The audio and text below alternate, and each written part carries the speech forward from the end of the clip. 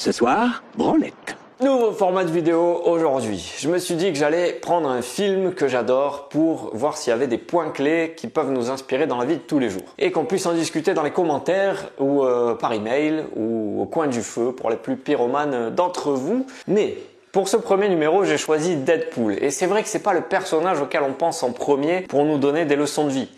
C'est pas le Dalai Lama le mec, hein. C'est un ancien tueur à gages avec une combinaison en lycra rouge qui dit en gros mots par phrase et qui a un humour un peu comme ça. Vous vous demandez pourquoi le costume rouge? C'est pour que les méchants ne voient pas saigner. Il y en a un qui a tout compris. Il a mis son froc marron. Par contre, il y a quand même un truc qui nous montre qu'il a un bon fond. Oui, il a fait un clip avec Céline Dion. Et ça, pour le karma, il n'y a pas mieux.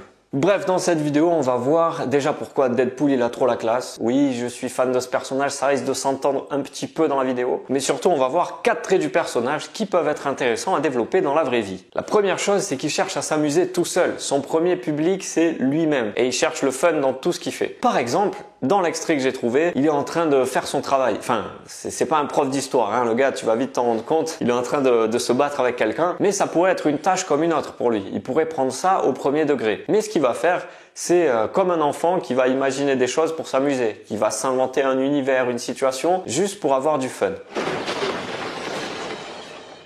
La foule retient son souffle alors que le jeune prodige Wade Wilson, venu de Regina dans le Saskatchewan, prend ses marques. La forme est impeccable. Et c'est pour ça, chers auditeurs, qu'on aime le Saskatchewan. Il y a du catch là-dedans. D'ailleurs, son humour, c'est toujours ça. Ça repose toujours sur un décalage. D'un côté, il y a quelque chose de très noir, très violent, très trash. Et d'un autre côté, il y a l'opposé avec quelque chose de très joyeux, très léger. Et là, dans l'extrait que je t'ai choisi, tu vas voir que la situation, elle est très noire. Ce qu'il va dire, c'est aussi très violent, très sombre. Mais la façon de le dire et le ton de sa voix, c'est très enfantin, très joyeux. D'accord, techniquement, c'est un meurtre. Sauf qu'une belle histoire d'amour commence souvent par un meurtre. Et cette histoire, c'est une histoire d'amour. Pour la raconter comme il faut, on va repartir loin dans le passé avant que je me moule le cul au lycra rouge. Le deuxième point, c'est qu'il est impressionné par personne. Il va jamais mettre de hiérarchie ou se comporter différemment avec telle ou telle personne. Non, il va rester le même, il va jamais se prendre au sérieux et surtout, il va toujours répondre à côté des questions avec qui que ce soit. Pourquoi ce beau costume rouge, monsieur Paul? Je suis déguisé en Père Noël et je cherche un petit garçon qui n'a pas été sage. Et même avec quelqu'un qui compte pour lui, à qui il a envie de faire un compliment, il va pas rester sérieux, il va contrebalancer ça avec une vanne derrière. Écoute, Al, si jamais je te revois jamais, faut que tu saches que je t'aime vraiment beaucoup. Autre chose aussi, il y a peut-être 116 kilos de coke quelque part dans l'appart, rangé avec le remède à la cécité. Bonne chance. Donc c'est le même avec tout le monde. Même le gars qui vient le voir pour lui annoncer que... Non, enfin là il y a un spoiler, hein, je te préviens. Donc si t'as pas vu le film, je t'invite vraiment à le voir avant de voir la suite de cette vidéo. Même le gars qui vient lui annoncer qu'il y a une dernière solution, un dernier espoir pour guérir de son cancer avant de mourir, même ce gars-là, il va pas le prendre au sérieux et il va faire une vanne. Et si nous avions les moyens de vous offrir une guérison totale de votre cancer et de vous donner en plus des pouvoirs incommensurables? Je dirais que ça fait téléachat, mais enfin, pas ceux où on se marre, genre un coupe légumes, plutôt des gorges poireaux. Et son humour, c'est toujours à ça que ça sert. Il désamorce toutes les situations. Et c'est ce qui nous amène au point 3, la résistance au stress ou à la douleur. Par exemple, là, il est tout seul contre une armée et on a l'impression qu'il va chercher à négocier, à trouver un arrangement. Ça devrait être un moment stressant peut-être pour lui. Il devrait être sérieux là.